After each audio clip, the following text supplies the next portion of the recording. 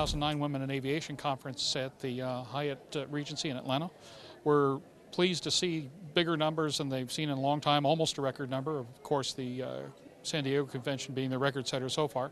The economy is diminishing a few things, but by and large, it's a very positive and very upbeat atmosphere here, which leads us to the three questions we bring to the Women in Aviation Conference. Number one, is there a difference? Is there still a difference perceived or real between the way women are treated in the aviation industry and the marketplace versus their male counterparts? And if so, why or why not?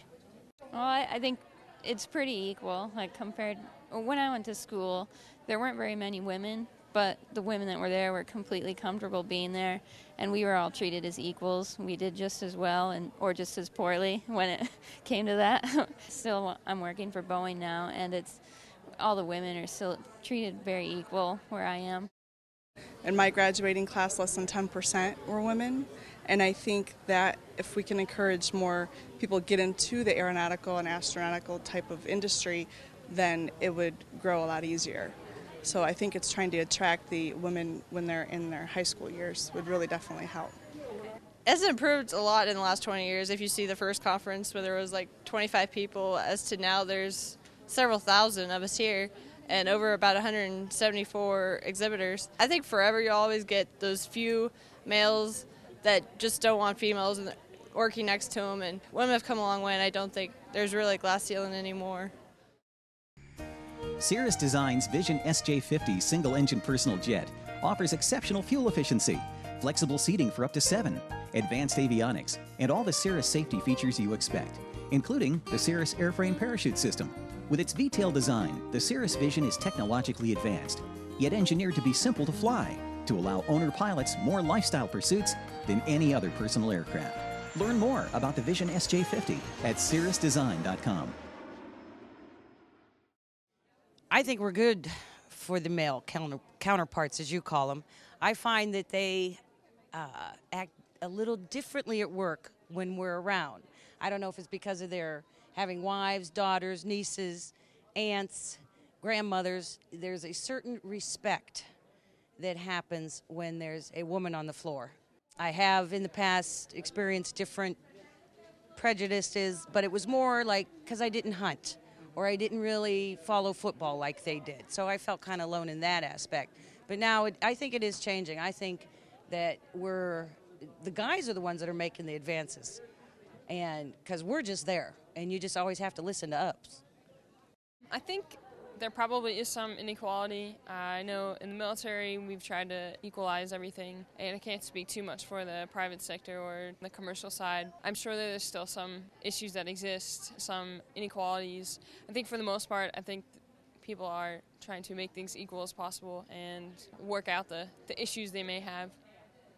I have not seen a difference in my experiences. I've flown in Hawaii, I've flown in New York, I've flown for regional airline, corporate, and I've been treated just like another pilot by anyone I've ever worked with.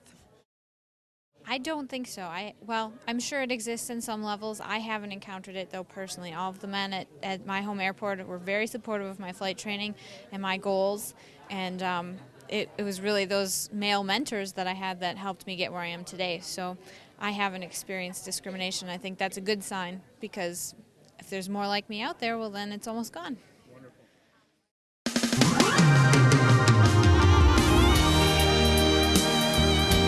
From the mountains to the prairies,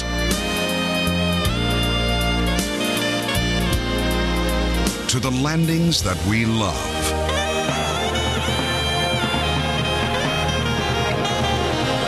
Garmin SVT, synthetic vision technology.